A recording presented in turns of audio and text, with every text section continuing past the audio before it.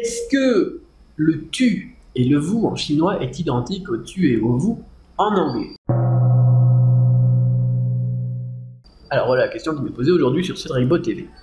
Bonjour Cédric, juste une question en ce qui concerne le tu et le vous en chinois. Cela est-il pareil qu'en anglais avec you pour tu et vous?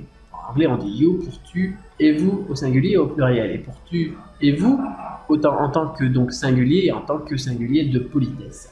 D'autre part, bien reçu la notice d'inscription au cours Chrome que je souhaite intégrer prochainement, sans doute en même temps que la rentrée scolaire de septembre en France, et également de Meurthe-et-Moselle JP.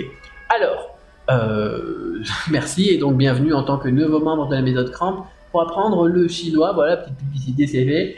Et en attendant, eh bien, question donc, sur le tu et le vous. Le tu et le vous en chinois au niveau singulier pluriel est différent de l'anglais.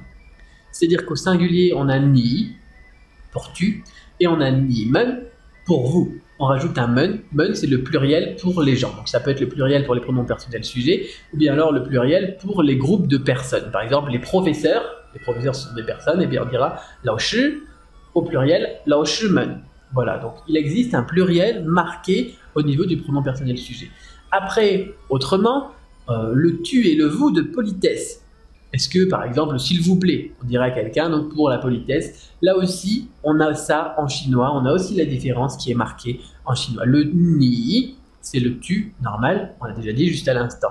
Et le nin, N-I, deuxième ton N, et bien ça, c'est le vous de politesse. Donc ce n'est pas du tout pareil qu'en anglais, à la fois pour le singulier pluriel et à la fois pour le singulier normal et le singulier de politesse. Voilà, et puis vous allez découvrir ça très très vite donc dans les premières leçons. J'espère avoir répondu à cette question. En tout cas, on est plus proche du français que de l'anglais sur le coup.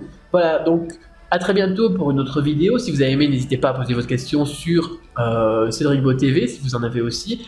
Ou bien alors, eh bien, tout simplement, aimer la page Facebook, vous abonner sur YouTube, et puis n'hésitez pas à fouiller un petit peu, il y en a un paquet d'autres vidéos de ce genre, au niveau de la culture, au niveau de la politique, au niveau de toutes les questions qui peuvent d'ailleurs venir sur le sujet du chinois, donc, en l'occurrence des personnes intéressées par la Chine et le chinois. Voilà, bonne découverte, et à très bientôt pour une autre vidéo.